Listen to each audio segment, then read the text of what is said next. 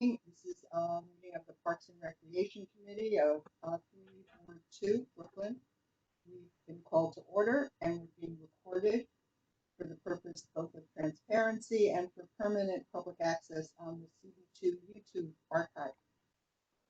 Please, attendees, you've heard this before, please keep your microphone muted when you are not speaking, and the district staff will actively assist in helping us maintain this protocol. And it's a practice of our community board to conduct remote meetings with all committee members' cameras on, and that's our goal, again, for full transparency. You may see me disappear because I've been having trouble with Webex. I'm hoping tonight will go smoothly, but if not, I'm going to turn off my camera to hope that it can at least hear me, but so far so good. And so we encourage all attendees to keep their cameras on, particularly when you are given the floor to speak. Someone is having trouble hearing me. Let me make this sound. Is this any better? Yes. Okay. All right. Good. So we will be mentioning what topics we are talking about, so that are open for comment by committee members, board members, and general public. If you wish to speak during the meeting, please use the Webex feature in the participants panel to digitally raise and lower your hand, and you will be called upon in order. And if you have questions that we don't get to, please put them there as well.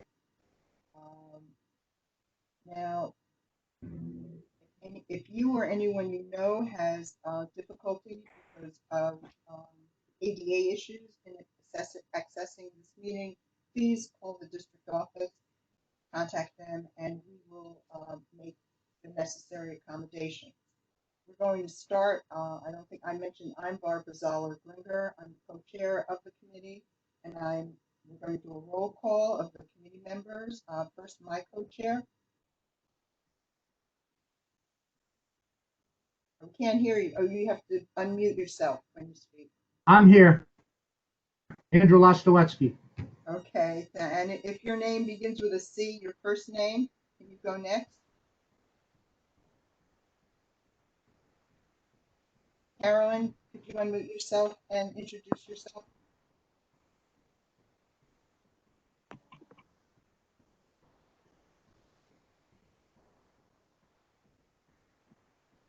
I'm having trouble hearing you, Barbara.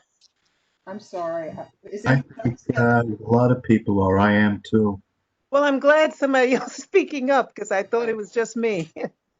All right. I'm going to turn the meeting over to Andrew for a few moments while I then try to call in, and maybe I'll have better luck that way.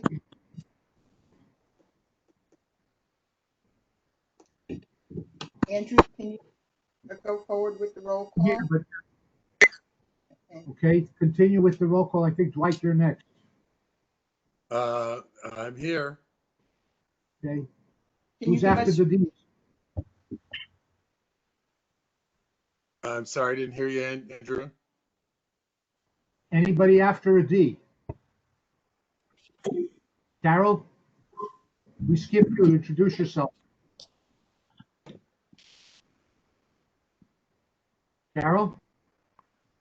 Carolyn Hubbard coming on Weary. Are you talking to me? Yes, you're supposed to introduce yourself. Okay.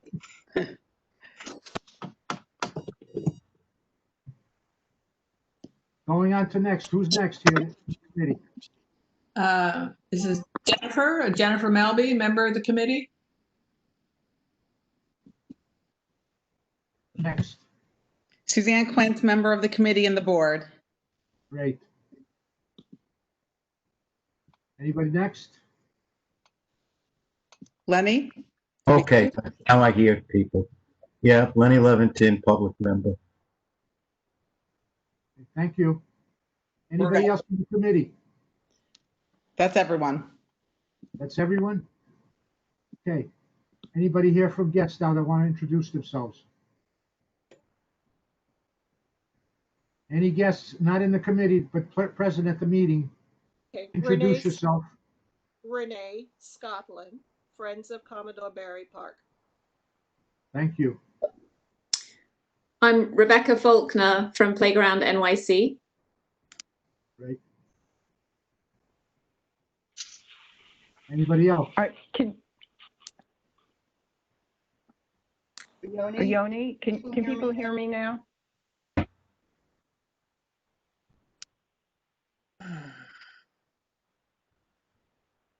Where are you, Barbara? Can people hear me now? Oh, I hear you, Barbara. I can hear you. Okay. Has everybody introduced themselves now?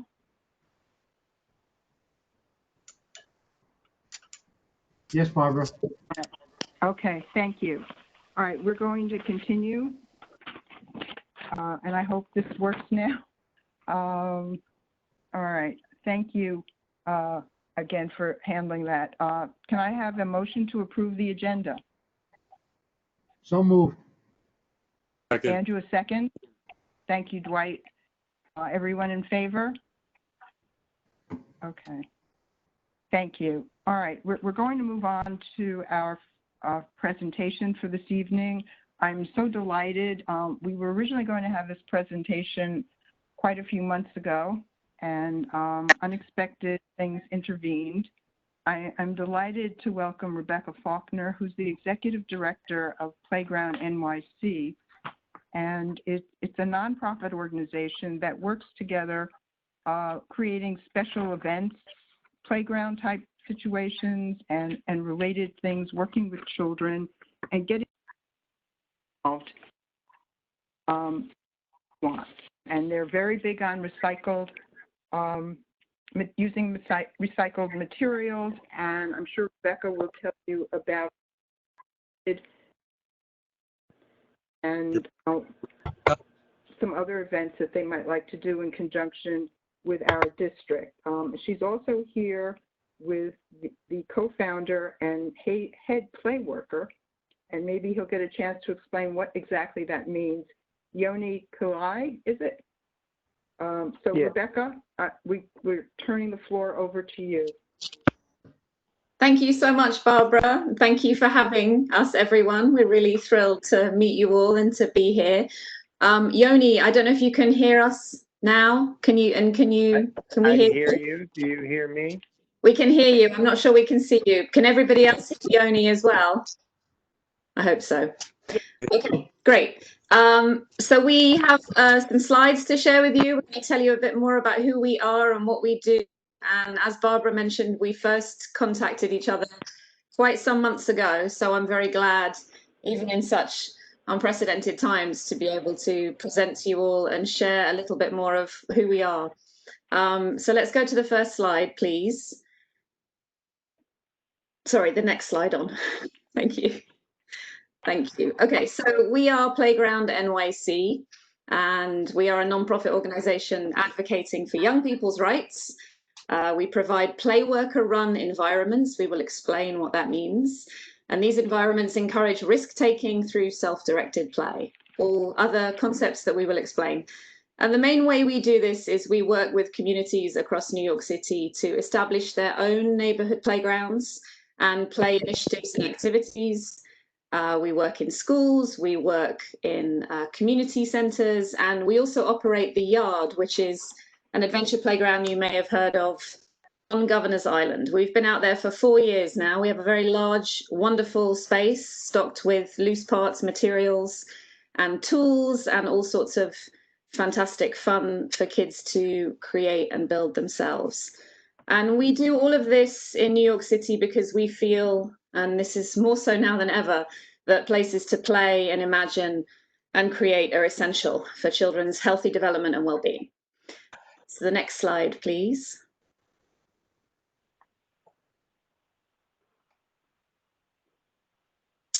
This is a picture of our playground on Governor's Island. And for those of you who know Governor's Island, you know that it really feels like an oasis in the city. It's very green. It's an adventure to get there. We've been open there since 2016. We essentially were founded by a group of artists and parents and activists who were dismayed at the state of provision in the city and took it upon themselves to develop pop-up play days in block parties and in neighborhood parks and in communities. This came to the attention of the Trust for Governors Island, and in 2016 they invited us to run a series of pop-ups, as we call them, pop-up play days using recycled materials on the island. This was very successful and enabled us to have a space on Governors Island that we've rented ever since. So from May through October, we have a fantastic open weekend that's free every weekend. So as the statistic here shows, since 2016, over 25,000 kids have played for free. We also run a summer camp program and have a whole host of other programs and raise money all the time in order to make this play provision free. I'm going to go to the next slide and let Yoni tell you a little bit more about why our playground is so unique and the work we do on the playground. So I'll hand it to you, Yoni, and you can introduce yourself. All right, thank you. Let me know if you can hear me well.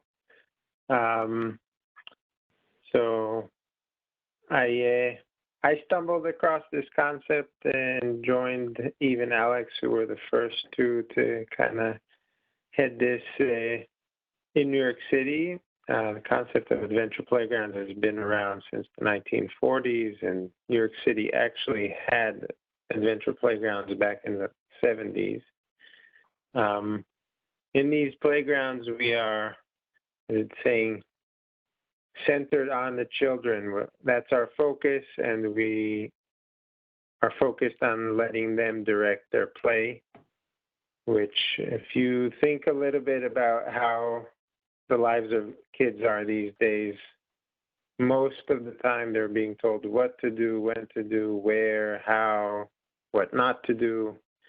And it's really important for us to give them agency over their play, if not more than that. We are there as play workers to kind of supervise, support, and unlike what's kind of common in society, to avoid all risks, and we see that a lot right now with COVID. For us, we differentiate between risks and hazards.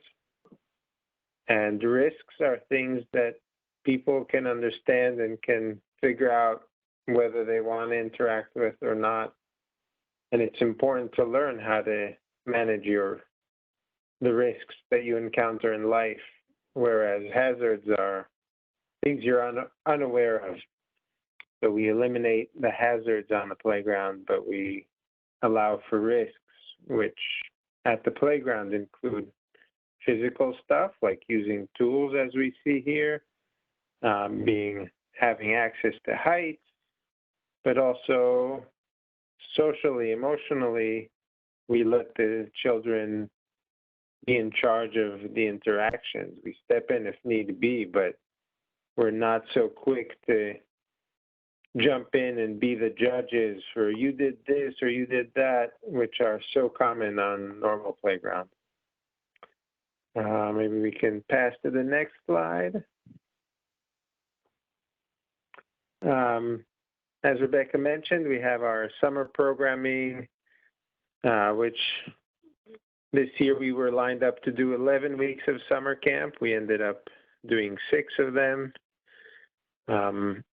And we have the free weekends throughout the summer, serving thousands upon thousands of kids. Next slide.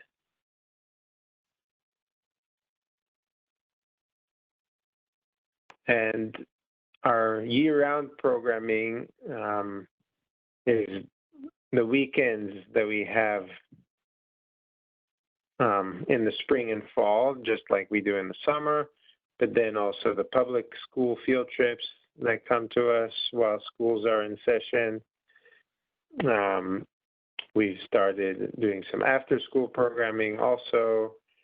We do professional development for educators to kind of bring this approach into more places. Playwork training is kind of more in depth. And the community pop-ups, or sometimes even doing the pop-up events at schools. Yeah, we can pass on.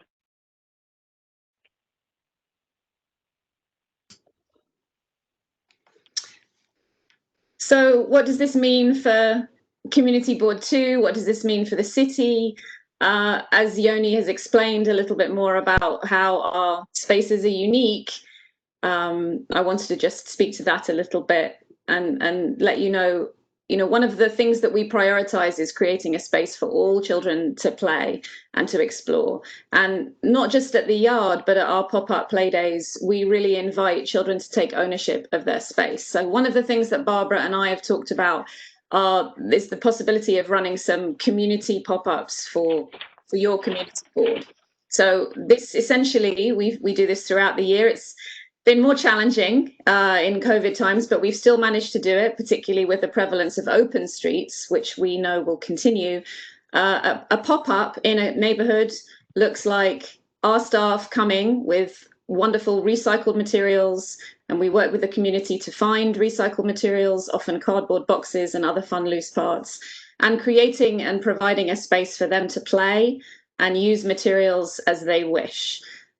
Bring tools to our pop-ups. These really are focused on fabric, loose parts, cardboard, all sorts of things that kids find fun to play with. These pop-ups are free, and we're very interested in working with communities to offer them for free. And this is for us, a stepping stone to think about community engagement and what does play provision in your community board district look like? What are the playgrounds like? I know that there was discussion of a new playground that was to be built. Obviously, so many things are changing at the moment in the city, but we really feel strongly that we can animate and bring life to existing playgrounds. We can come in for the day and bring all sorts of fun materials. We really feel that in these urban spaces, kids deserve more. Our playgrounds are cheaper to build than conventional fixed rooted playgrounds, and the main cost involved is staffing it with our trained play workers, paying them. But there's tremendous reward to giving kids the opportunity to play in this way, and to experience some of what Yoni's talked about, nature, the elements, whether it's mud and water, etc. Next slide, please.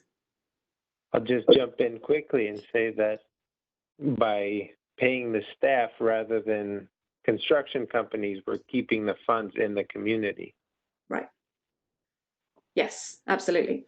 And I should mention, we had, before everything happened in March, we were beginning conversations with Two Trees, which are the Dumbo-based real estate group, about a vacant lot that they had in Williamsburg. It's since, sadly, this conversation has not amounted to anything, but this is exactly the sort of opportunity where we feel that we could really bring play to the neighborhood very quickly and very cheaply.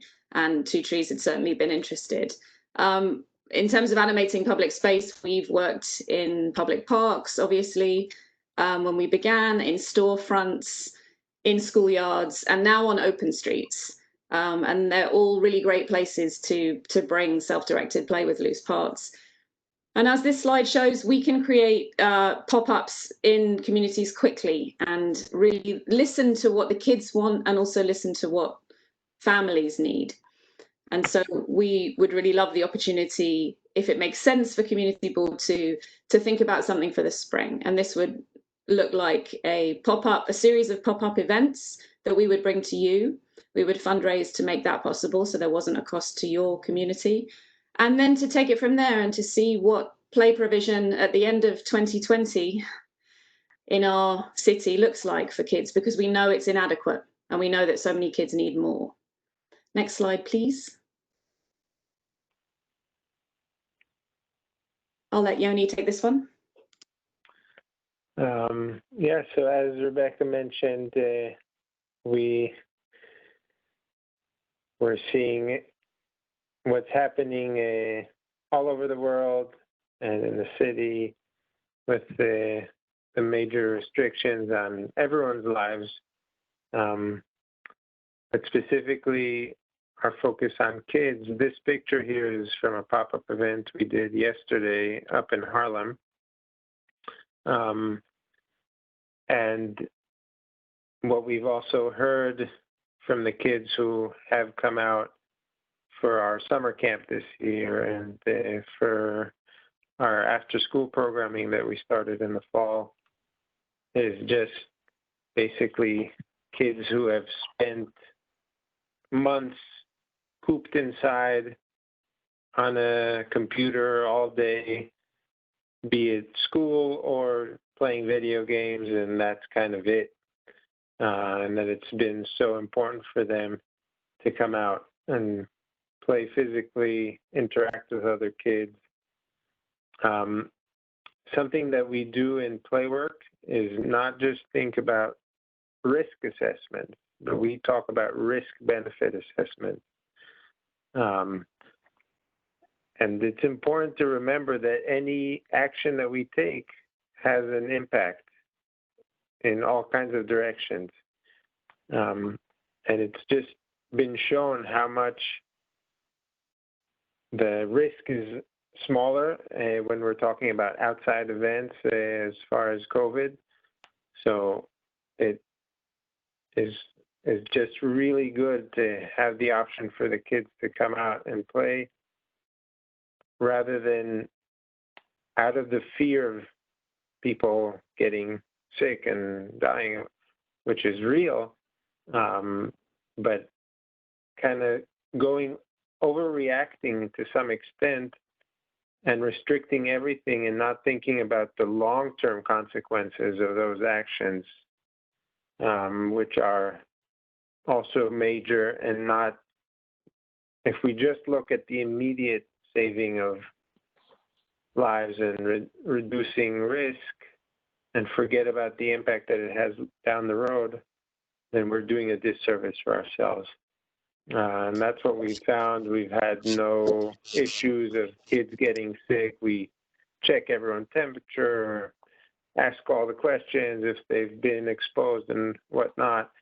So it's really easy with a few simple steps to make sure that you're providing a space that is safe and so needed. So Thank you. that's what we want to bring as far as we can. And thank you, Yoni. And to Yoni's point, we've managed to do what we've done this summer and fall in spite of everything and with all our safety protocols and safety plans in place. And we took it very seriously and worked with the Trust for Governors Island out there on that. And we've also been lobbying the mayor's office and hoping for the expansion of play streets. We're thrilled that some open streets are being used more often as play streets. For example, this one up in East Harlem where we were yesterday. But we really are seeing what the effects of play deficit and quarantine have been this year.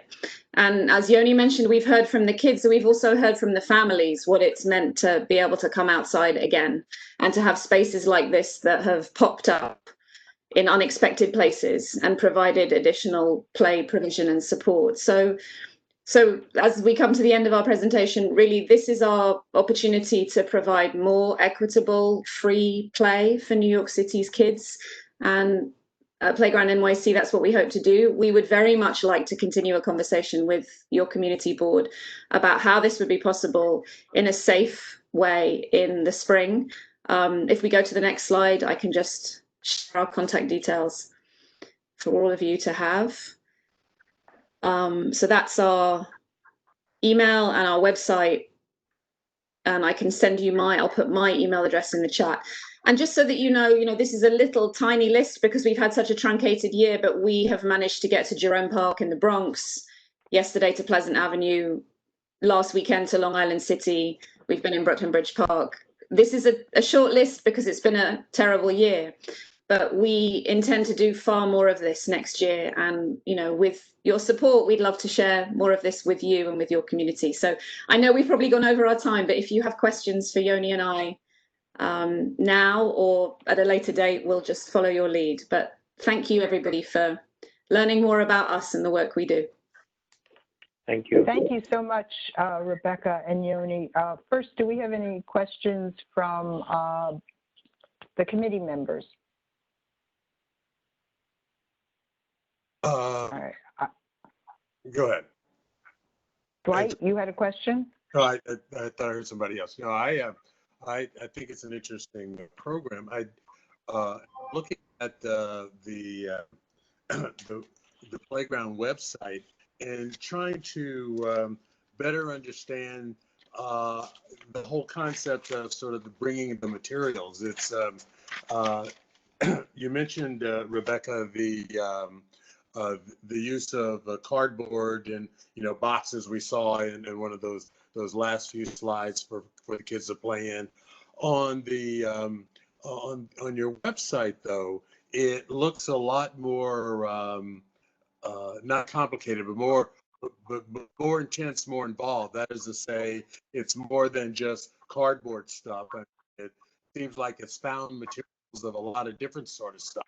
And I guess my real question is whether it's simple with just the cardboard things that we bring versus more involved stuff.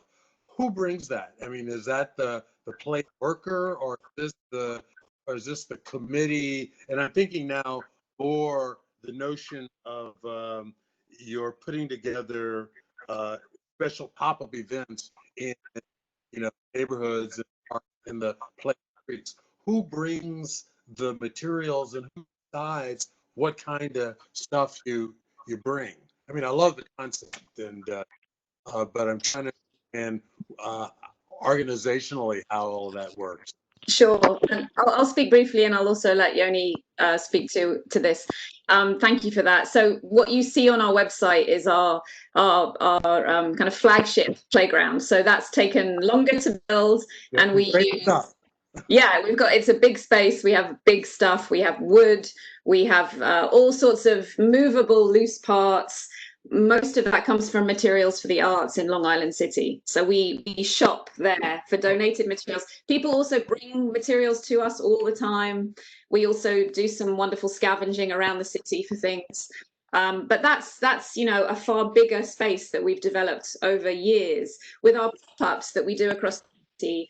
That's a much more collaborative event. So we really encourage. So for example, yesterday in East Harlem, we worked with Uptown Grand Central, the community group, and they sourced cardboard locally from vendors, and Patsy's Pizza got involved and gave us all these clean boxes. We get as many groups involved as we can in sourcing materials. We have a wish list of materials, and we bring some too. If a community isn't able to source them, we'll help.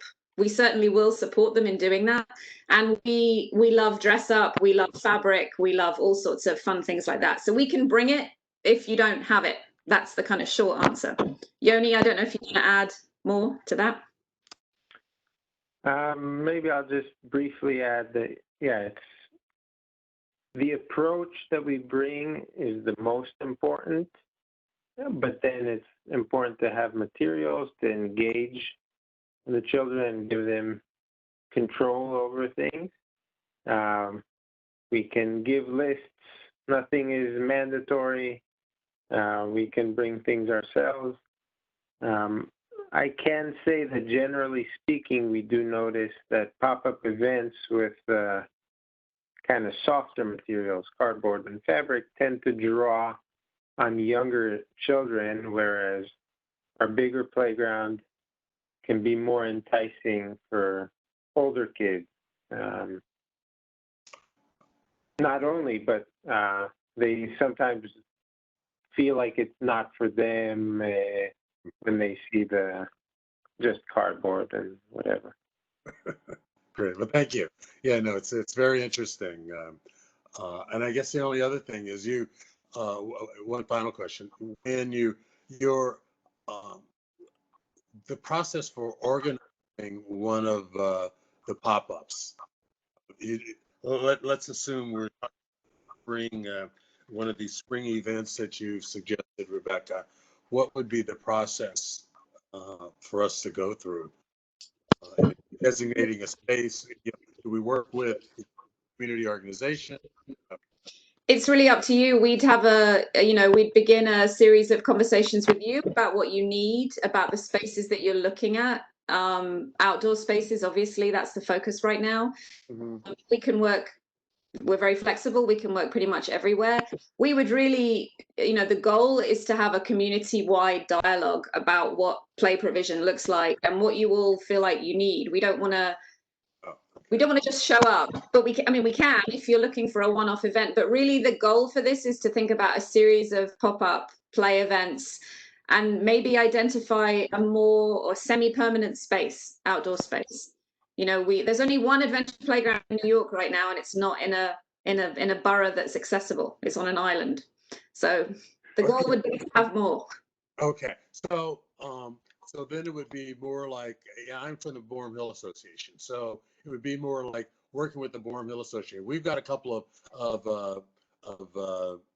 open streets, and there are areas in those open streets, and some of them are several blocks long, which we could theoretically carve out an area for this directed play stuff that you're describing. Absolutely. And then what we would do is talk to you about what are the local public elementary schools, how are they served? What would their needs be? How would they visit? How could we set up play events where they could access the space, especially if they have limited yard space themselves? So that would be a kind of, we would have lead time now to do that, because we're talking about the spring. Who else can we get involved? What are the other groups or stakeholders that would be, that would benefit from this? And who are the families primarily who would be benefiting from this? Okay, great. Thank you. Sure. Okay, Carolyn, you had a question? You have to unmute, please. Sorry. Yes, I wanted to know, how do you deal with the insurance issues in these pop-up locations particularly, or even with organizations who want you to do it in their streets or open space? Yoni, can I take this? Is that fine?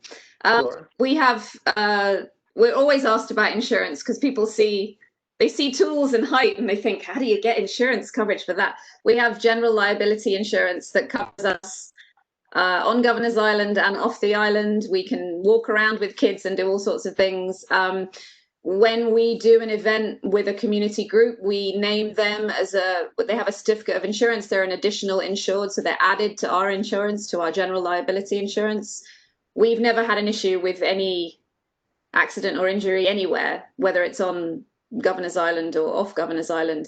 But yes, we certainly have additional coverage for community groups. And in terms of open streets, that's not necessary, because the community, our first experience of this was yesterday, but the community group that had planned the open street got the permit from the mayor's office. So we were an additional event on top of that permit, if that makes sense. We didn't have to apply for another permit, a separate permit.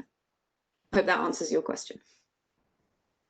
I'll just say that as far as insurance, except for the paperwork, our real insurance, as I see it, is the work we do on the ground to really locate the hazards, eliminate them, and be there constantly available for the kids. So we might have more scrapes than a normal playground, but we have less broken bones and less injuries of that sort.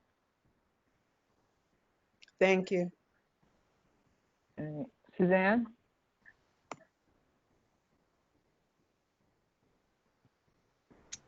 Hi, everyone. Hi, Rebecca. I'm Suzanne. I live in Dumbo. And I think actually Katerina Getz it's like I'm remembering now, Katerina Getz maybe referred you guys to me about a year ago on this. So I think this is terrific. I think my kids are 13. They probably aged out of it a bit, unfortunately.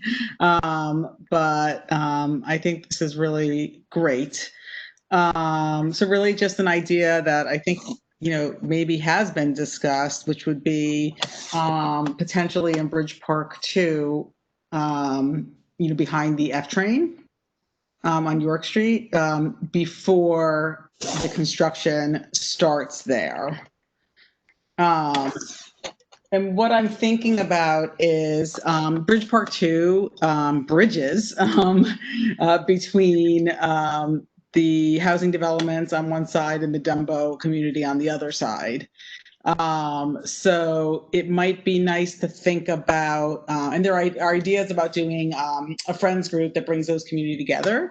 I could see something like an event that's pre-construction, getting everyone excited about what the park's going to be there, and having play space sort of be the anchor activity during that time. So just an idea, and I'm happy to, get involved and help connect people, if that's helpful. That sounds fantastic, Suzanne. Thank you. And what's the timeline for the park?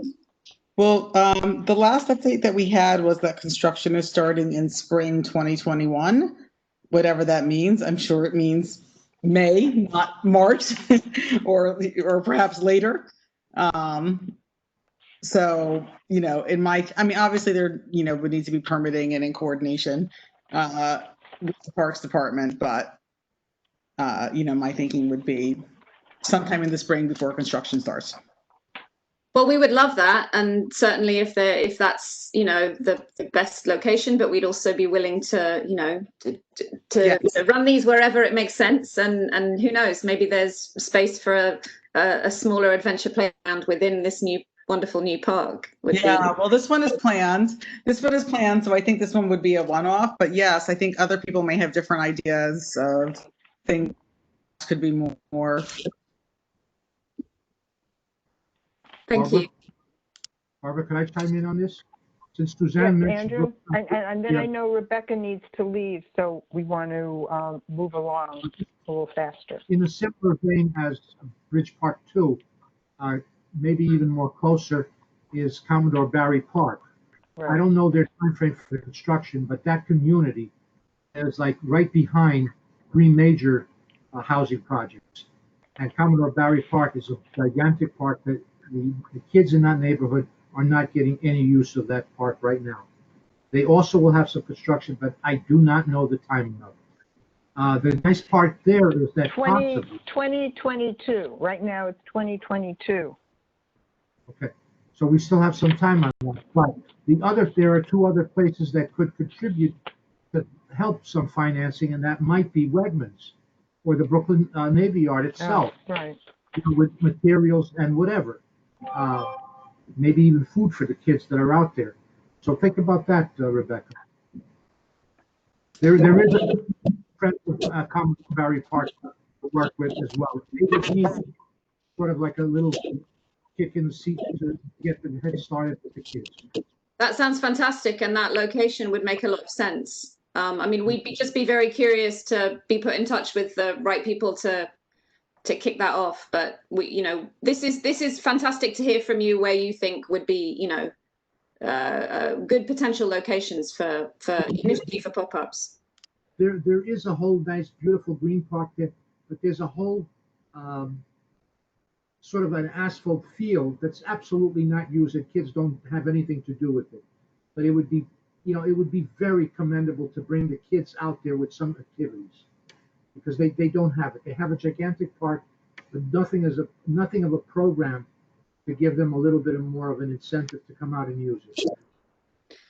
That sounds great. Thank you so much. I am sorry that I have to go. I have to head off soon, but I don't know if Yoni can stay on for a few more minutes. But I really appreciate the opportunity for that all of you have given us to present and to meet you. And I hope this is the beginning of a longer series of conversations. All I would say is that spring is around, whatever it brings, the spring, it's around the corner. So we're here and we're ready to begin thinking about what pop-ups could look like. Thank you, everybody. Thank you so much. I didn't see any other hands from committee members. Is there anyone from the public or from the community board itself who has a question for Yoni? Okay. All right, with that, then I will thank you as well. I think this is a wonderful presentation and something that the committee will talk about. And hopefully we can support whatever program might be feasible for our district in the spring. Carolyn, did you want to ask something else?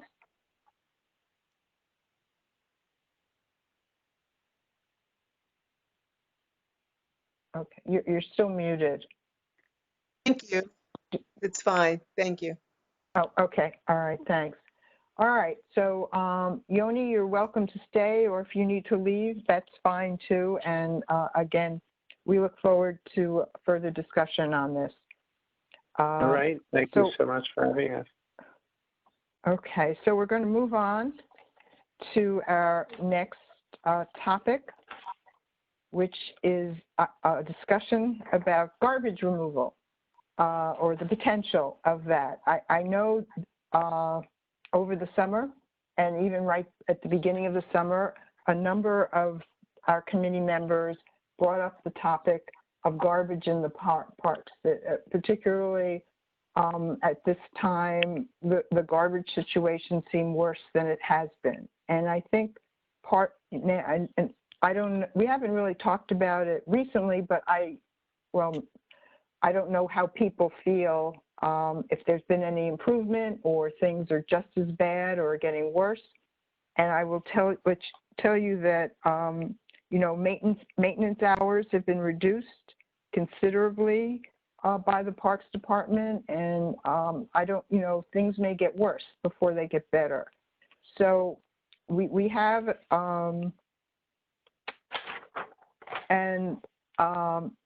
also, particularly in the Bronx, some volunteers have gotten together and made an effort to clean up the parks on their own. And I think these endeavors have been quite successful in the Bronx. So Marty Marr is just putting out fielders. He's not asking for volunteers tonight.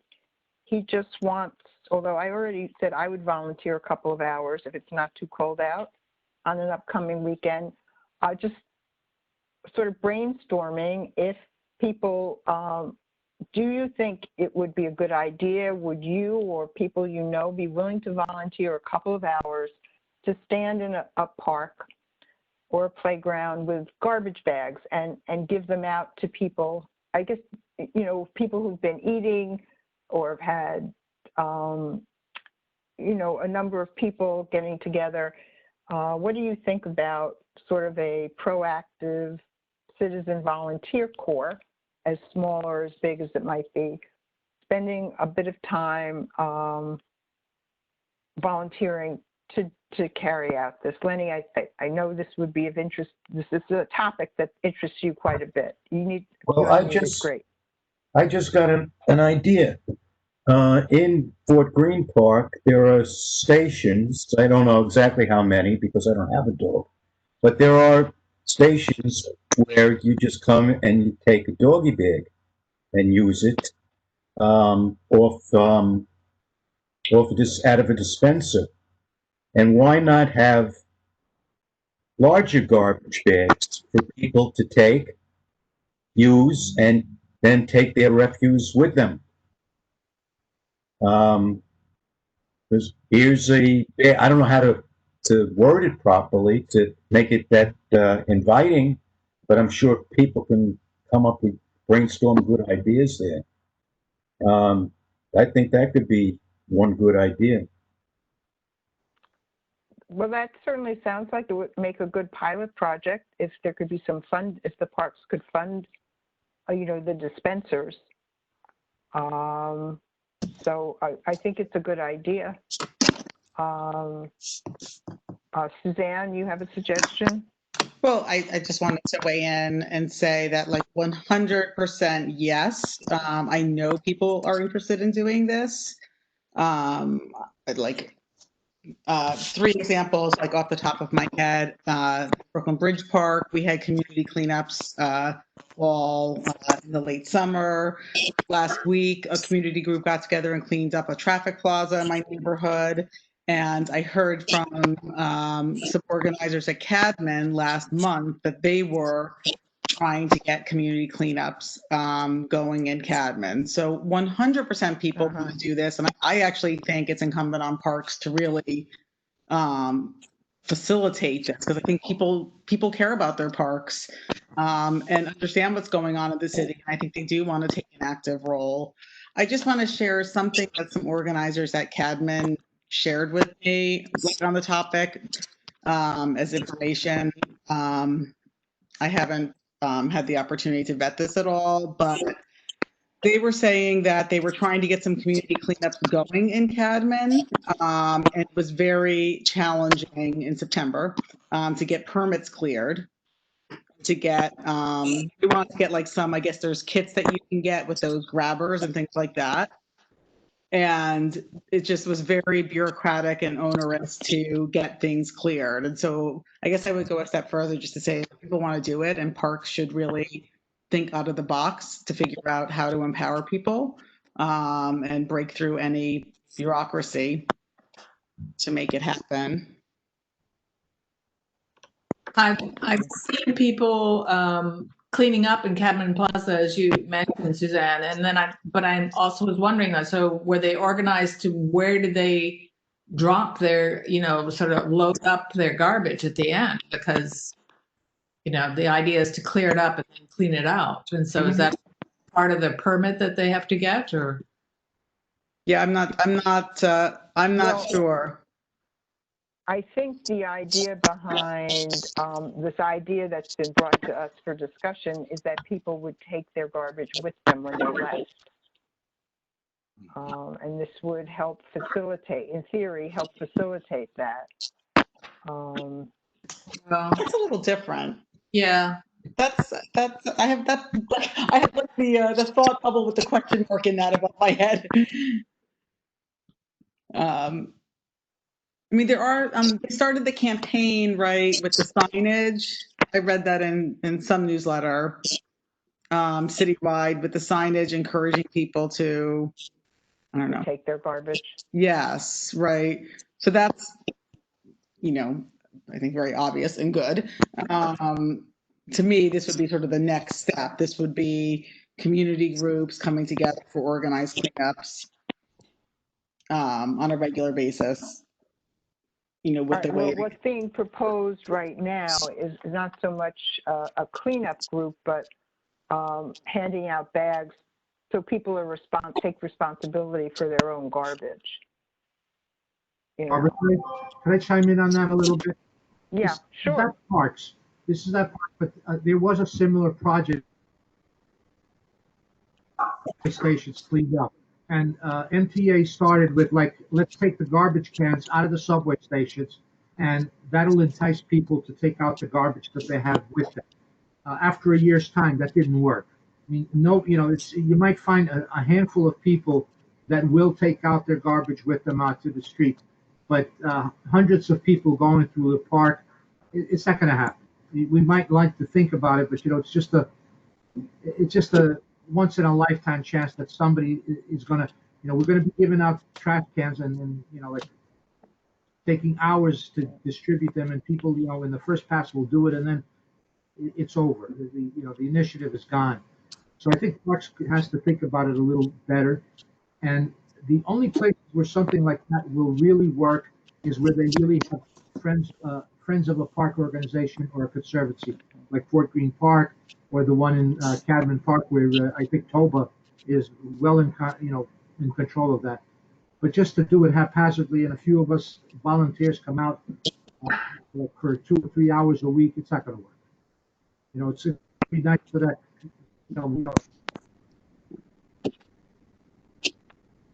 It's flat in its face. So I think we could entice. Yeah. I suppose there's an argument to be made that if people were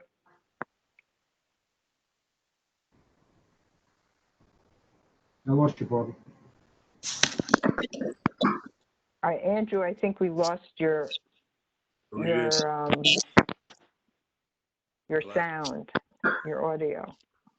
I was going to say, it sounds to me like from what I'm hearing you say, that if people who are concerned about removing their garbage, they will bring a bag or something with them to remove their garbage. Our handing out bags might not be an inducement to people it might be better to organize groups to clean up the park rather than just provide a bag. Is that what I hear people saying? What I would Yes, yes, say, if we could yes. get a meeting, can you hear me now? No, you're still Am I going, in? it's like you're underwater. I can't do anything. Mr. Lastowski, you might try turning your video feed off to improve your line. Looks like there's a little bit of a delay.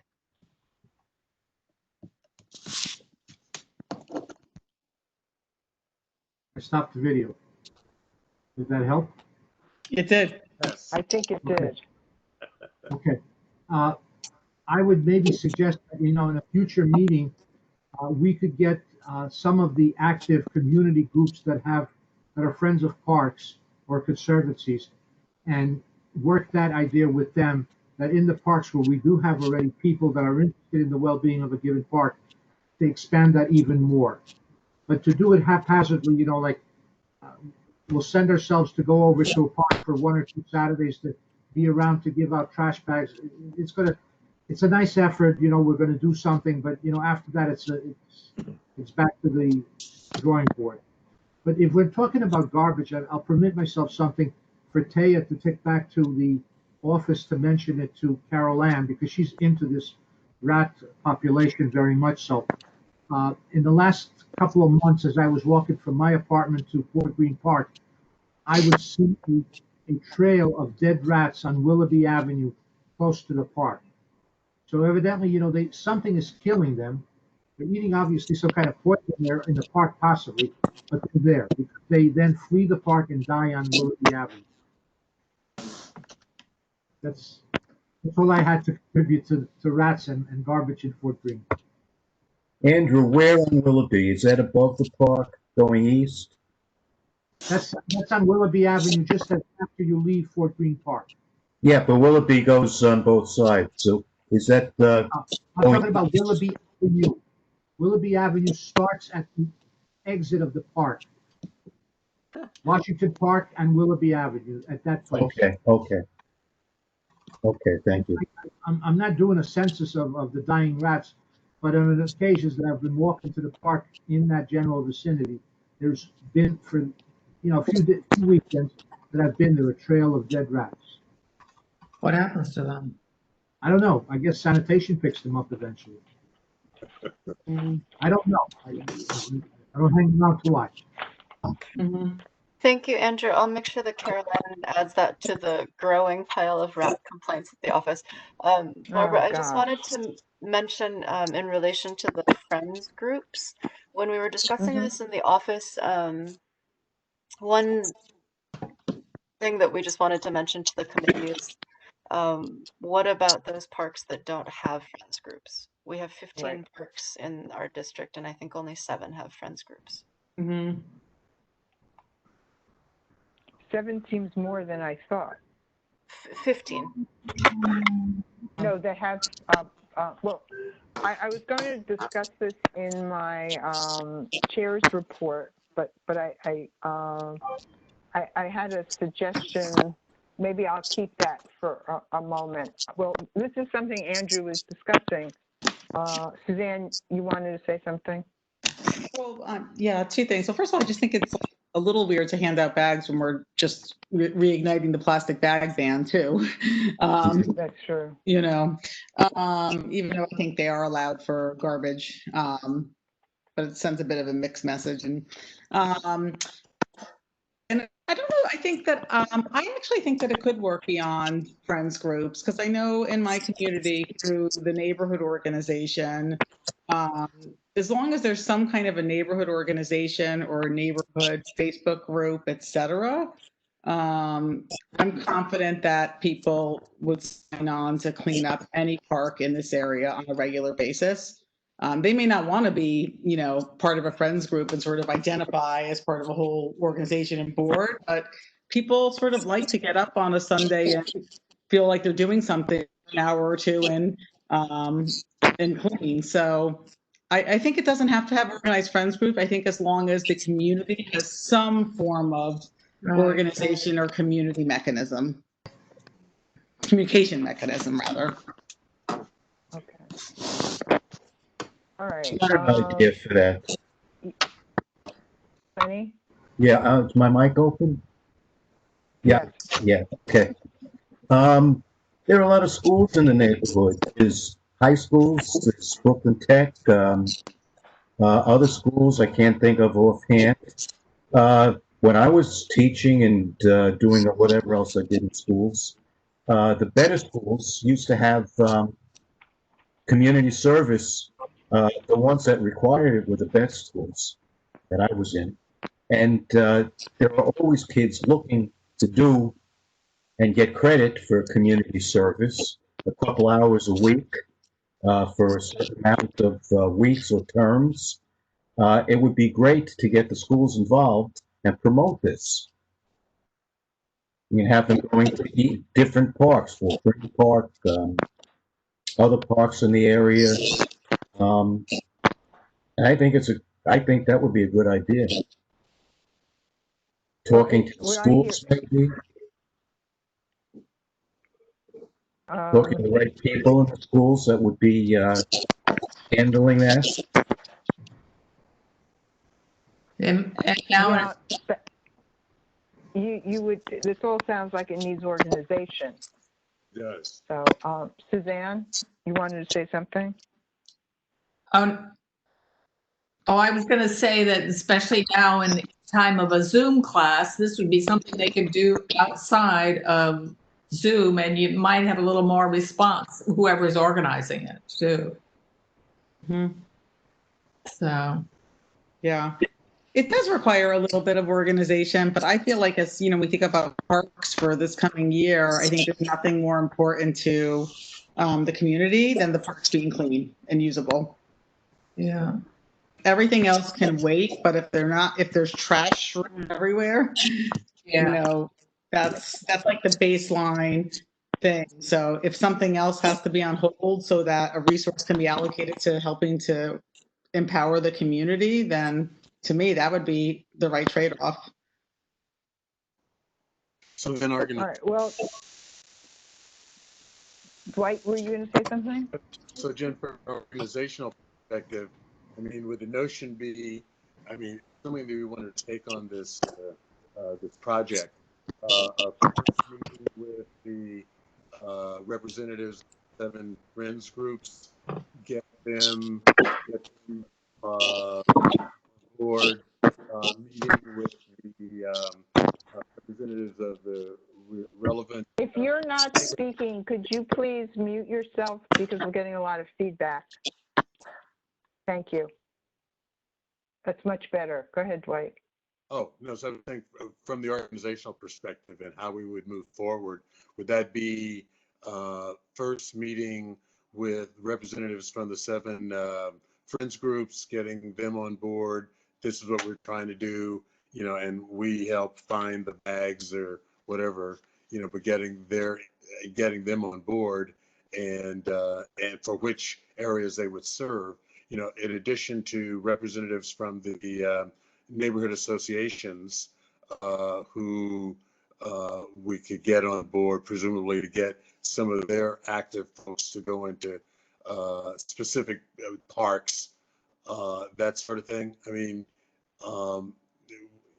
I think it makes sense for all the reasons that Suzanne laid out, but it's how we get it going, the cleanup effort going across all of the parks, including the ones that don't have friends groups, which might be the places we could get neighborhood organizations to attack or clean. Well, I was thinking maybe the first step would be to write back to Marty Marr and say we had a discussion and we were feeling that we need more of an effort than just handing out bags. We need, volunteers getting together in a somewhat organized fashion to do cleanup in the parks, and maybe there would be a role to get the Parks Department involved in this. So that's kind of what I was thinking, and which suggests that we need to put together a letter if that's what, if people agree with that, and then see what the response is, because we were asked the question and sort of we were asked the question, but I think the feeling was they didn't anticipate that we would jump up and down and say yes to standing in the parks. So I don't know if someone wants to work with me on a letter like that, or wants to take ownership of it. Suzanne, that'd be great. Anybody else want to get involved? I'll help. Okay. Yeah, that's what I was thinking too, Barbara, that we would be asking parks to take the helm of organizing, and we'd be there to support and to help communicate. But happy to take the first step with Dwight. Okay. All right. So we'll follow up on that. Did anyone else want to say anything on this topic? Yeah, I would just like to add that at the right time, when you guys would let me know it might be the right time, I would try to reach out to whoever I might find would be the right people in some of the schools to get them to get them involved with the service credit idea. All right. Well, we could incorporate that as a suggestion in the letter. Yeah. Okay. So. Barbara, I'd be happy to work with the working committee that's going to draft that letter, because I have some additional information from parks that might be helpful to you. Like, we know exactly which two, we know the names of the two people that would actually be in charge of coordinating volunteers if something were to be done under a CB2. Oh, okay. Taya? Terrific. A question, Taya. Does the board have access or lists of the principals or key people in various high schools or middle schools in our district? Because we are building that now, actually. That's one of the resources that we are putting on our updated website. Okay, because Lenny, that would be a great source if you could then quarterback getting some of the principals or whoever they are in the schools to run that as a student activity. I would do it as soon as we had the logistics worked out. I mean, going through the Parks Department first. At the right time, as soon as you let me know, then I will do it. All right. Well, thank you for that, and thank you for everybody's enthusiastic interest in the parks. So we're going to move on now to the minutes. And I just noticed, I had reviewed them before, but just looking at them quickly now, a little while ago, I noticed Candace is listed as being absent when actually she's the one who took the minutes. So that's one thing that has to be corrected. And I hope people have had an opportunity to look at the minutes. And if you have any corrections for them now, this would be the time to share them. And I would just ask that everybody get the minutes, because for some reason I didn't. I was going to point that out, that I didn't. Yeah. Dwight? Okay. I didn't either. Right. Jennifer, you didn't get them either? No, I did not. No. Yeah. I think that email was from the 13th, was it? Yeah, you were all included on the email. And I didn't say anything until yesterday, really, because I kept thinking I would get the usual announcement. That's what I get for sending it so early. Well, no, the 13th is not that early. No. But that also had the agenda. Yeah, but see, that's my problem. I looked for both of those. I've gone through gazillions of emails. I haven't found a thing. I did that earlier. Right. I had the same Yeah, problem. I sent it on October 9th. The 9th. The subject was CB2 PNR registration and agenda for Monday. 10 days. Okay. No, I don't have.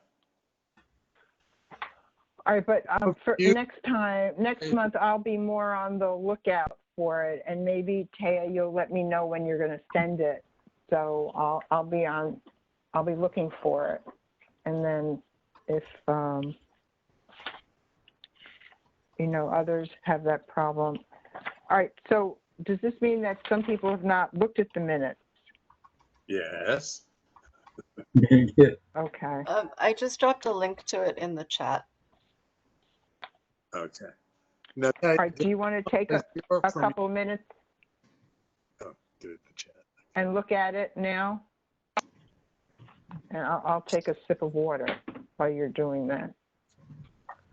Okay. Thank you.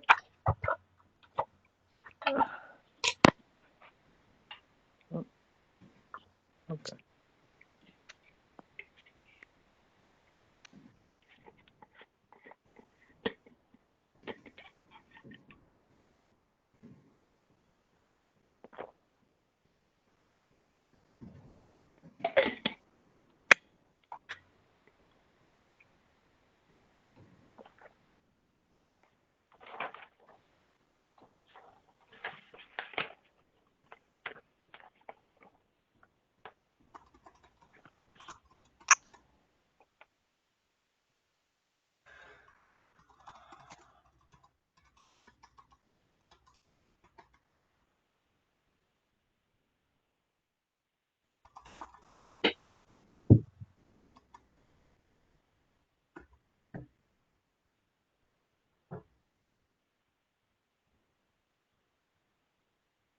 No, I didn't even get that one.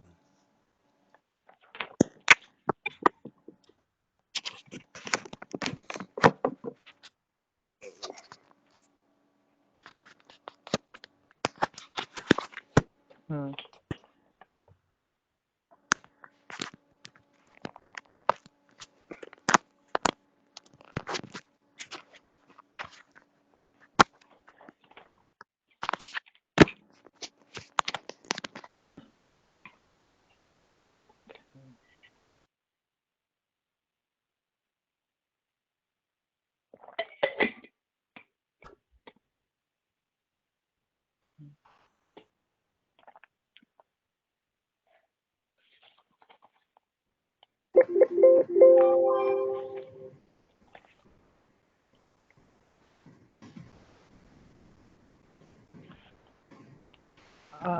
All right, so does anyone have any suggested changes to the minutes?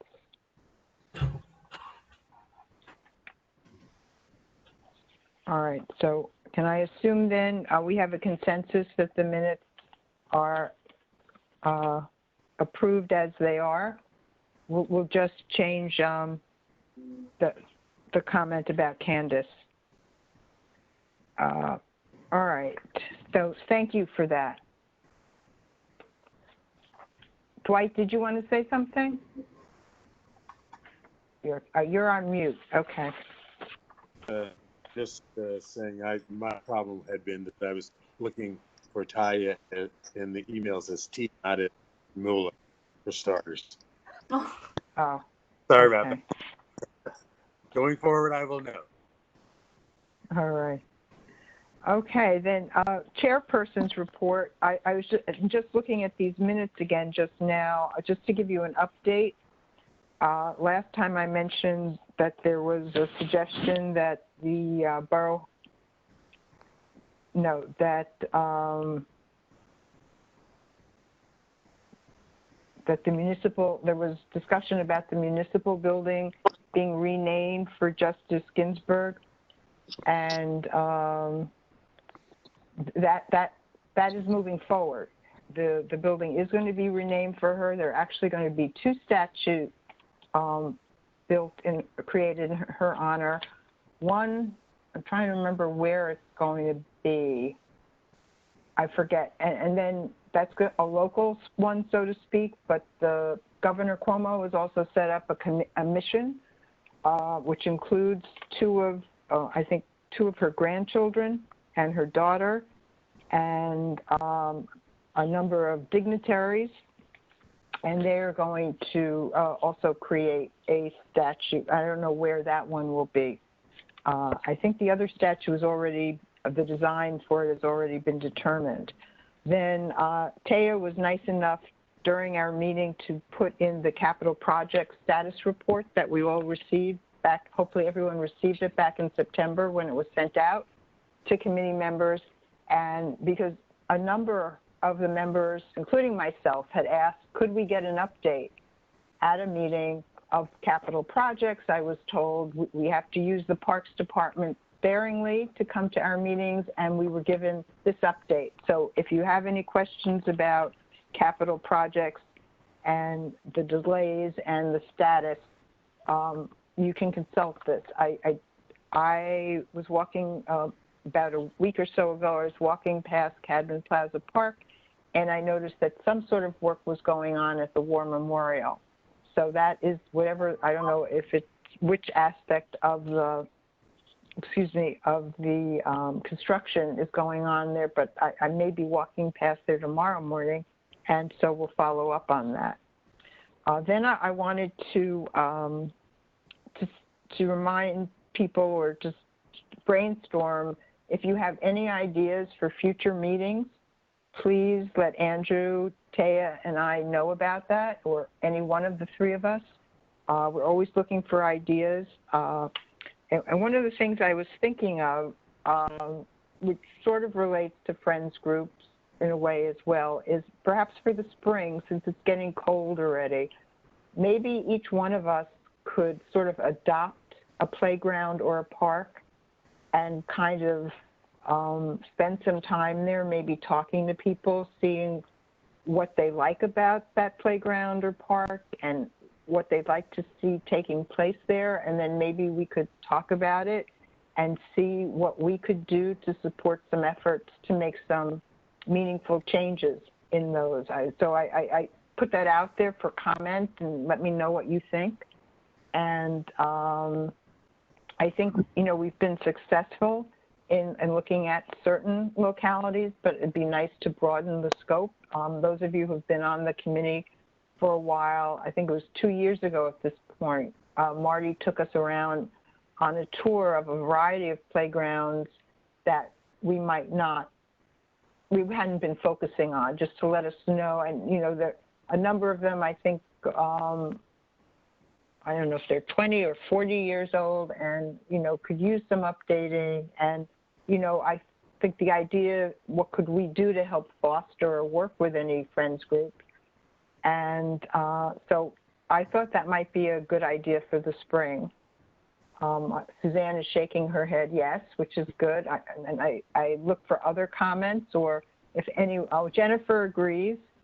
And along the, I meant to send out an email, but am I right that Jennifer and Dwight, do you belong to any sort of garden group, community garden group in your area? No. No. We have community gardens. I mean, we've got, I mean, I guess you could say that I belong to the Hoyt Street Garden group, but we've got a gardener who deals with that. And then the other garden groups are just, you know, these are really just the small gardens that are a lot or two.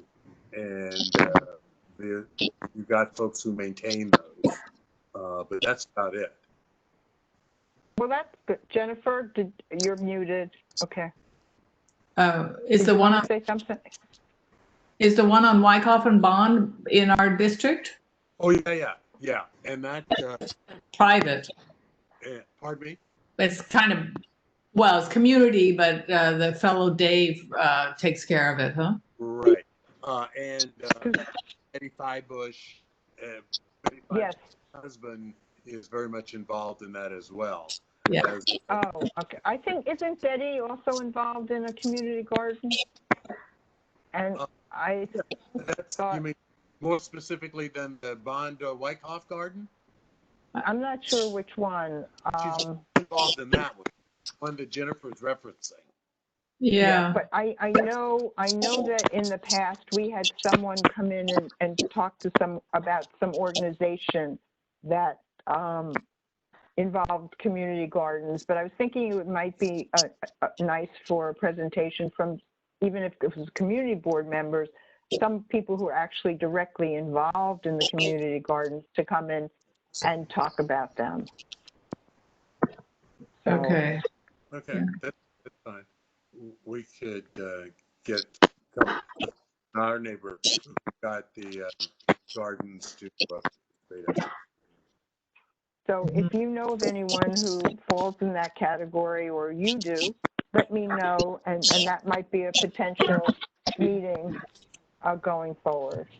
I'll get you the So, time for the gardens that we have in Bourne Hill. Worm Hill, that'd be great. And, you know, I'm just wondering, maybe, you know, what about garden groups getting involved in playgrounds or parks and doing, I don't know what the policy is in terms of bringing in other groups to come in and do some gardening, you know, like growing flowers or vegetables or something in a park. But it's just something maybe we could find out some more about. But I don't know if anyone has any ideas for meetings that they want to share now. That would be great. You know, something that we haven't talked about in a while, or, you know. Dwight? I actually was going to send you guys an email today about perhaps inviting back folks from Bridge Park to give us an update. We haven't heard from them in a couple of years, and we've got a lot of new folks. What I was more specifically interested in is what it's about almost 90% complete. We've got a couple of big projects that are still in the works. The biggest is what happens under the bridge, and then the question of what happens about the pool, if that's still in the planning or not. Oh, you're talking about Brooklyn Bridge Park. I misunderstood you. I misunderstood what you said. Because you're also a little garbly, but Brooklyn Bridge Park. Yeah, I'm talking about what you're saying. Yeah, I'm talking about Brooklyn Bridge Park. Let me just get closer to the speaker. Yeah, and that's much better. Thanks. Okay. Yeah, and so the two projects. You know, there was supposed to be a pool in Squibb Park. Is that still happening? What the plan is? And there is the development of under the bridge, under the Brooklyn Bridge. We had a presentation on what's happening under the Brooklyn Bridge. Right. And that was at the very beginning. Not long ago. What? Yeah, a couple of years ago. Or a year and a half. No, it was within the last 6 months. I must have missed it. Did I miss it? Yeah. And you didn't read the minutes. Yeah, I didn't read the minutes. Okay. Yeah, it might have been, you know, maybe it was our last meeting before the pandemic, I would say. I took the minutes. Oh, okay. Yeah. Yeah, about that, Barbara. It was in the winter, spring. Yeah. Oh, okay. Yeah. The update is really interesting. Yeah. Yeah. And I think we know what the status of the pool is. What is it? Right, but it's the status of the pool, you know, as far as I know, from the last conversations I've had, which were pre-pandemic, was that Eric committed to the idea of building a pool there. But with the BQE stuff, they couldn't, you know, there's designs, there was community envisioning, there were preliminary designs done. With the BQE stuff, they couldn't in good conscience, you know, spend money against it until that's resolved. Right. And then that got snowballed now with everything with the pandemic. So there's I mean, more than an interest, there's a commitment there, but it's really embroiled with a lot of other things, still have the unfortunately. And boy, did I miss that pool this summer. Yeah, those guys. Yeah. Boy, oh boy, it was a hard summer with limited places to go like that. Mm-hmm. The couple of things that I had suggested was having someone from the Brooklyn Borough President's office come. Josh Levin, who's no longer with that office, used to sort of be the parks person for the Brooklyn Borough President's office. And just knowing that they have a separate budget, I thought it might be good, even less them educating us, but for us to sort of educate that person or that office about what our priorities are. So that they hear from us directly, because they do have budget to spend, and it's just good in general for them to know what our priorities are. And then from a friends group perspective, I don't think we've heard from Cadman. I think it may be 2 years since we've heard from them. I don't know if anyone has more of a memory. So it might be 2 years. Yeah. Yeah. Suzanne, we wrote to Jeff Lowell, who is our new contact at Borough Hall, on October 5th, and he did not respond to our invitation. He's the parks person there? Yeah. Jeff Lowell, you said? Oh, okay. Well, maybe you'll side door it with Nan or something to and or follow up with another email. I don't know. Yeah. I mention that the committee has asked about it, or yeah. I don't know. It's interesting. What's one email? In a dialogue. Yeah. And then we know how busy people are. Yeah. For sure. The most common refrain we've been getting from our inquiries lately has been to redirect us to the September 2020 Parks update. Oh. Yeah. Well, this is a little bit different. I have a feeling they're stretched thin. Yeah. And that's fine to some degree. But I mean, this is a little bit different. We're not asking him for an update. We're asking to share with him what's important in this district. Mm-hmm. But okay. And then the other idea I had put in there was South Oxford Park. It seems like they have some kind of a small friends group, but I'm not sure. Oh, good. Where did I capture that? I don't know if it was on Facebook or somewhere that I caught wind of it. If they do have a validated, an actual friends group with somebody, I mean, we've never heard from them. There is a Friends of South Oxford Park group. Wonderful. It's active. Oh, well, yeah, that would be, I mean, I don't, in the time I've been on the committee, I don't believe we've ever heard from them. Would you agree, Carolyn? No, we haven't. Andrew, no, they do their, Yeah. they do their own thing. Well, Play Ted, tennis maybe and, we could invite them and see if they'd be willing to come. Do you know if they have a website? I have found that I tend to get the most swift response when I submit invitations on behalf of committees when the committee has a specific ask. Otherwise, their first response is always going to be to direct us to some form of a public update, because I think they're just unclear what more you might want from them other than a general update.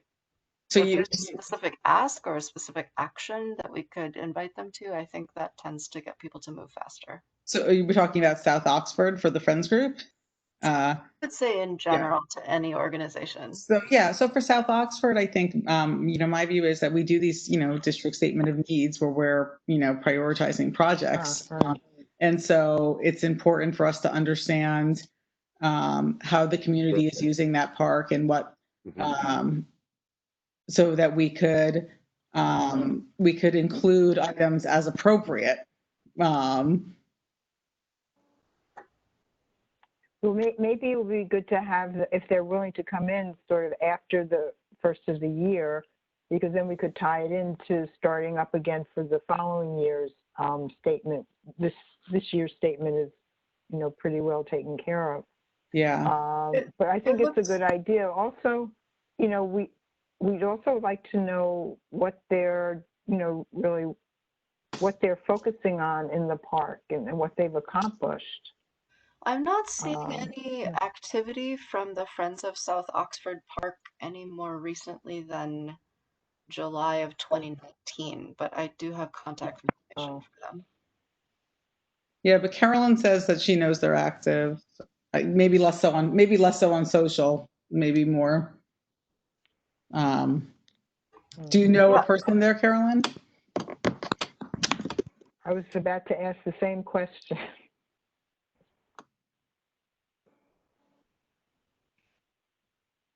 You're muted, Carolyn. Oh, I'm sorry. Yes, they had Broadnax was their leader, and I can't think of his first name right now. I should know it, but and they've had some events before the shutdown. Mm. Oh. But now, but of course now I'm not sure what's going on with them. Mm-hmm. Oh, But I could try to I'm figure happy to out. reach out to anyone that the committee would like to speak with. I would recommend just maybe prioritizing your list and we can start working on them. Mm-hmm. Or maybe not prioritizing because maybe you start with this many asks and we get this many yeses. Right. Well, well, so let's just go over this for a minute. We've talked about reaching out again to Jeff Lowell, so we could talk about what budget funds they might have for parks and how we might help them consider what the needs are. We're talking about the Cadman Friends group and now the South Axford Park group. Does anyone know of any other park groups that we might want to reach out to?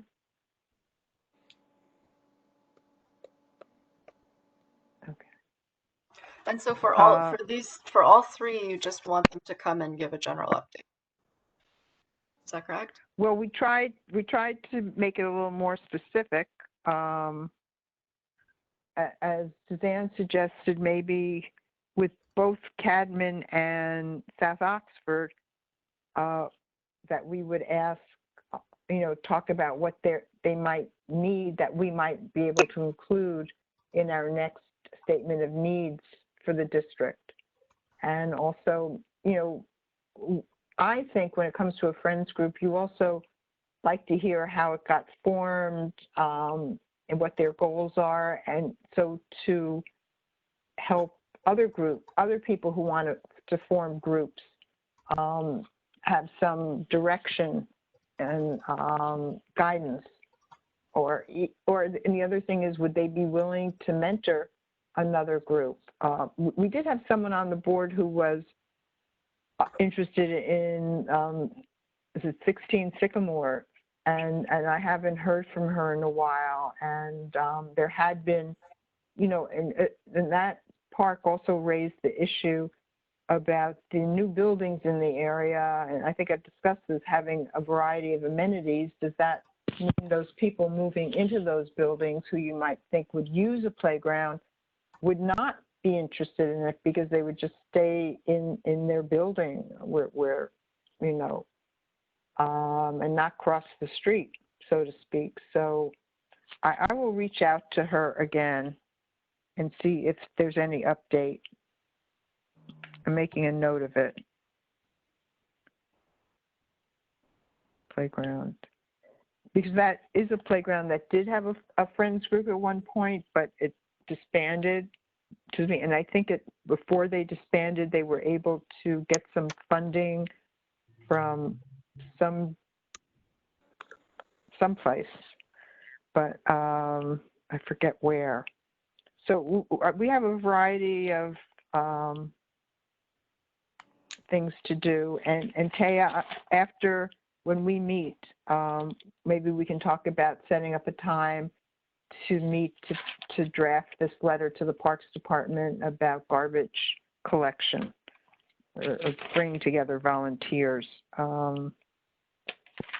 And then I mentioned, if anybody knows someone who's involved in a community garden, who would want to come in and tell us about what they do with the community garden. And I'll reach out to Betty, and I think there's one other person who I'm thinking of who might be involved in in that. So, and again, if you have any other ideas for meetings, please get back to us.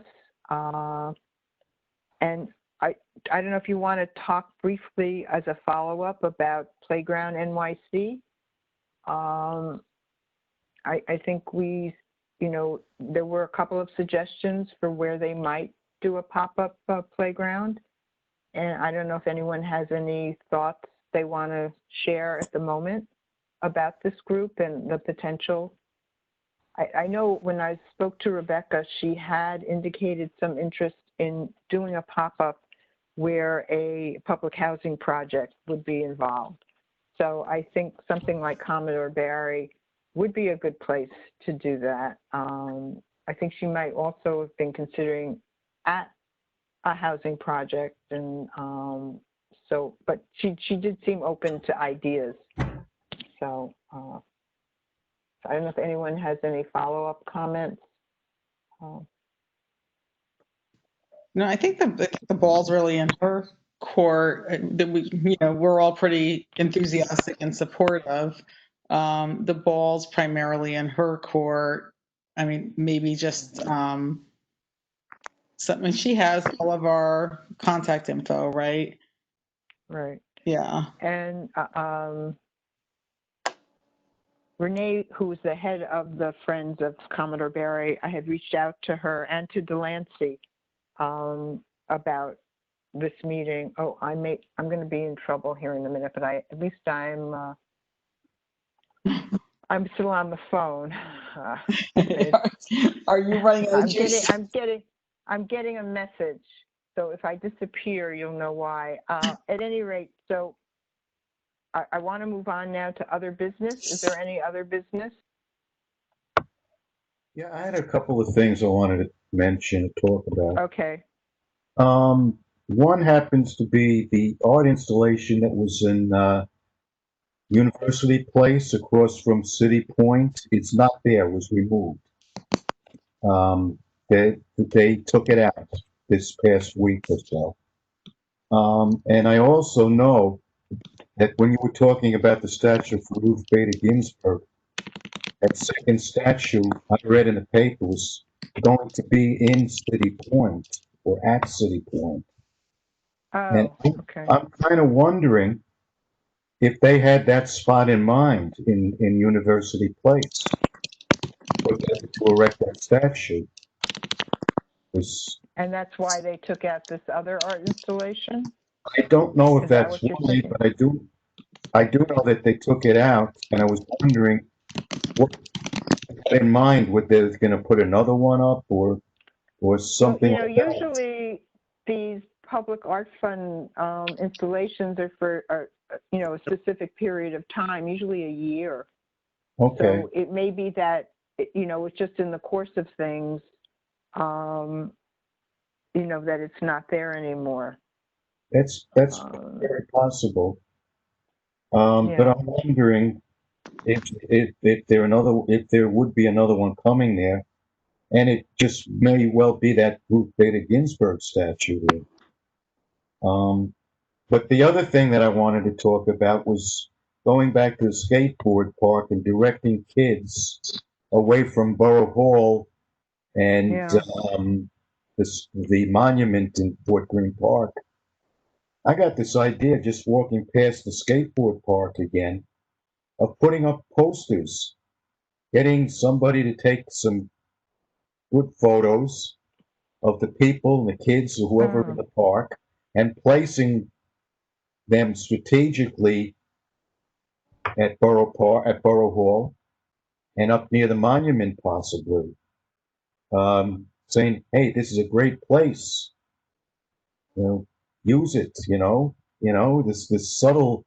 Lots of It may get some of them there. Not likely. It may get them. Not likely. I hate to say it, yeah, but I think what we heard from the skate guys when Barbara and I visited the park, I think that I don't want to even say the kids because it's not all kids, but the skateboarders, they know what the options are. They like to skate at Borough Hall. There's something about that environment that I don't think it's education. I think it's enforcement if it's to have. Location and idea. they've already, I was by there yesterday. These kids have moved some of these planters away from the edging of the staircase so that they can better do their skating stuff. They're not going to they're not moving to any other location. And the skate coalition guys pretty much said that. You know, there are signs there that say no skateboarding, but no one is enforcing that. No, right. I don't understand that. One day the borough president came out, right? Like a couple of years ago, he came out and it made like a stink. Well, we were walking past the park, the skate park, the other day with my wife and I, and we're walking away from the park now, coming towards where we live on Ashland Place, and 50 kids just were walking with their skateboards to the park. So that park is very well used, and I think anything that would direct more kids to it, to how great the place is, would help. It may be an overuse issue there, which is why they're going to other places. No, I don't think so, because we walked past that park. There was a lot of room for skating in there, and the kids were just coming in droves, literally. I wouldn't make that up. To throw, to say that they're in droves. This is what we saw. Lenny, you're not going to get them away from Borough Hall. And you're not going to get them off Fort Greene Park, the Memorial. It's just not going to happen. Just like they never left Astor Place. Nobody knows the answer to that. Well, maybe Mr. Lowell would come and talk to us about, would that be in his purview? I don't know about what they're doing about the skateboarding, or we could voice our concerns to him about the skateboarding at Borough Hall. Yeah, I don't know why they have those signs up, because they're meaningless.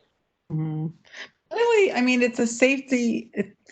Who from the community is complaining about it? You know what I mean? Like in terms of our role as community board members, I feel like, yes, there's a safety issue, and that's somewhere between Borough Hall and the skateboarders, but I just don't know if that's a place where we get entangled. I don't see that there's a benefit to the community.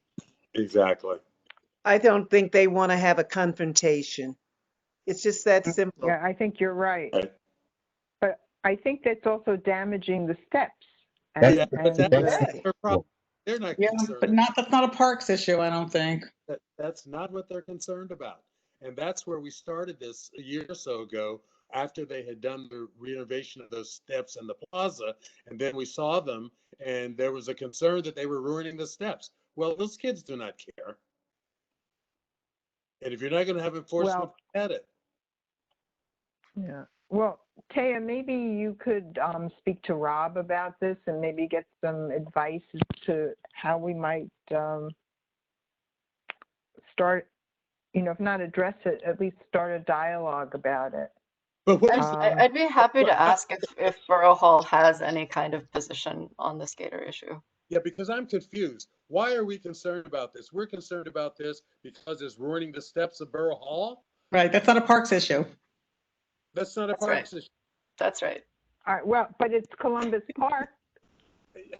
Yeah. It's the steps, Barbara. It is not the park. It is not the park. Well, it's also that new, the new ground installation that they put in. And I think we have this wonderful skateboard park. I don't think it should be a committee issue, but I'm not trying to, I just don't think it should be a committee issue. But for example, Lenny, I think if you wanted to, like it's a 311 or forging a complaint even to the community board, as they're logging things to just funnel up as feedback overall to the district offices. It's not that I'm saying I don't think it should be, I think it should be recorded as people have concerns. I just don't think we should take it up as a parks committee issue. Okay. I see people shaking their heads. Which committee? On that. Which committee should it go to? I don't want to extend the meeting on safety, but sometimes that's something. That's something the borough president can deal with. It's his backyard. It's his. I don't mean, I Could don't we mean, take it on? I mean, he's got a Barbara, half a dozen police officers. He's got a half a dozen police officers that wander around that place all day long. Okay, not that I don't want to shy away from a controversy, but I see it is, you know, I think it is a problem. I think we have an alternative. People don't want to do it, but I certainly get the message that the feeling is this is not a Parks Committee issue. Yeah, but can I return, Barbara? And the skaters know what the alternatives are. Could I return to that issue? Because, you know, it's not a parks issue if we just talk about the stairs to Borough Hall. But this Columbus Park, there's a whole stretch of parkland here. And then the other part is the monument at Fort Greene Park. That is a park issue. Okay? Right. Okay. So we just can't say, no, we don't want to touch it. The only place where it's controversial is Eric Adams Stairs. Right. He's going to figure out his own problem there. However, we luckily have Marty Marr. Marty Marr explored the issue of parks and skateboarding. Remember, you may have not been in the committee at the time, but Squib Park was supposed to be a skateboard park originally when it was going to develop it. And he had plans for it already. He's the guy that got skateboarding into Galcondo. So, you know, sometimes maybe there is a way of getting everything taken care of, but you have to do it from a positive point of view. yeah. Include the skateboarders. How the heck are we going to maybe include them with skateboarding in Columbus Park or that general environment? Include them in the conversation is, you know, what should we do for you in Fort Greene Park to make an area good for your skateboarding, but so that you don't desecrate the monument? And I mean, not desecrate it only because you shouldn't be skating with skateboards where, you know, there are men buried there, but destroying it. So maybe bring them into the conversation for the whole betterment of the whole issue, but not to leave them out and pretend that they're going to go away because we want it to go away. You know, that's their vehicle of, you know, what kids used to before, or our parents used to like to play chess in the parks or checkers, and other kids like to play basketball. Well, you know, this generation or some of those young ones like skateboarding. And let's not fool ourselves. It's their turn. So maybe you have to include them in that conversation. You know, how to make it good for you two and for the rest of the people using the parks. That's where I think our issue should be. I'm sorry. Go about that. We go to Fort Greene Park, to the monument, and stand around and just gauge the kids doing a quote survey. Stand a chemo. No. I think Marty Marr knows exactly how to do it because he's been there many times. He's seen that. He spent money and time to renovate the whole monument area there. So, you know, it's not That's right. It's not going away. It's there. It's not, you know, we're such part-timers that we can't take a survey, find out what is there. But, you know, there is a guy that likes Galconda, and he does work with the skateboarders. Maybe we could ask him to expand it a little bit. How do we include more skateboarder in there? But You know, we did touch on it with them. Marty Marr has got another skateboarding park a little further south from us. That's a very successful skateboarding park. I don't know where it is. There might be more people involved in this whole skateboarding world to bring into the conversation. I think my memory serves me, there might be a dozen skateboarding parks. Yeah. I don't know if it's in the borough. In the city. No, in the city more. I know I was quite surprised and impressed by the number. There's quite a few in the borough and in the city. All right. Well, I'd say to be continued. I'm mindful of the time, and I want to get to community forums. I think we might have one person on the call who is not a committee member, and 917-749. Oh, actually, that's me. I just realized that's me calling in. Okay. All right. So I'm going to assume that there's no one here from the community at this point who might want to talk. So we have 5 more minutes if you still want to talk about skateboarding. So No, I think we could, throw the issue out a little bit, sort of under a quiet breath to Marty. What's your experiences in this? Let's maybe expand the conversation. okay. Because for us, it affects 3 parts or 3 areas. One is Galconda, which is, in the works. It's fine. That's We fine. put skateboarders up the kazoo at Fort Greene Park, skating all over that war memorial there, the platform.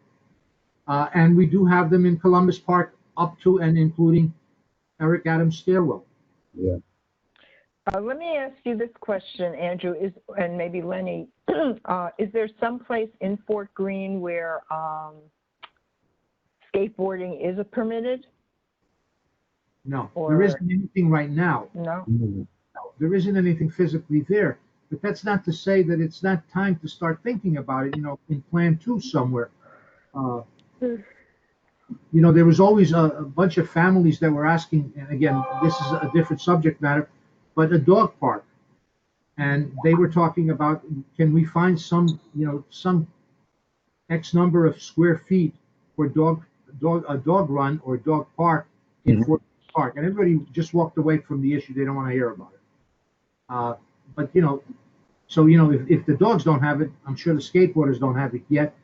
But in terms of doing a future planning, maybe it should be considered. Maybe even you got to think a little bit out of the box. Those stairs that Eric Adam has, they're attractive to skateboarders. But maybe the way you might build something into those stairs that would, keep them happy. But just give them something challenging to skate. You mean at Columbus Park? I'm saying including the Borough Hall to Columbus Park. And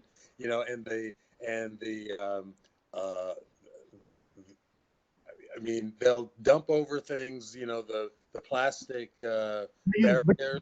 I mean, you build something, you create a handicap for them to use. It's like a piece of furniture that's permanent. You give it to them, and you admit that they're here to stay. And guys, skate in that area so as you don't knock over other pedestrians that are in the area. We're willing to, recede some parts of it to have a skateboarding area, especially for you. And we'll even build pieces of furniture there that you could jump over and barrel over and have a good time. Everything's possible. That's interesting. I mean, you got to think out of the box. You can't just think that the way we built Columbus Park down to the Korean Monument, down to Cadman Plaza is the way it's got to be. Maybe, we got to expand this, and it's a whole long alleyway to give them to play in. Mm-hmm. It's their world now. I mean, it's not my world to play in. And the last thing I wanted to, Barbara and Lenny mentioned that, and the fact that the municipal building or the borough municipal building might be named after Judge Ginsburg. I just wanted to mention, if and when they start thinking about a statue and where to place it, or having a breaking of the grounds, Justice Ginsburg parents come from Odessa. And there's a gigantic community in Little Odessa, in Sheepshead Bay and there. Not to exclude them, and when something is going to be happening, to definitely include those people in the commemoration. Well, as I said, the governor named a commission. If I still have the press release, or I will send it, I will circulate it. Well, it's like, the governor could have done it, but the biggest part of if it's going to be in our borough, Eric Adams and whoever is going to be in that seat of power will have to be involved in it. Okay, and we do have people whom we could talk to and say, look, if and when something's happening, please do not forget our brethren in the Sheepshead Bay and Brighton Beach and Manhattan Beach, all right, because that's where they. Andrew. Yes. Taya just put the link to the press release in the chat, so you might want to Okay, copy and paste it, okay, and check it out. I will. Except I'm handicapped in that at the moment.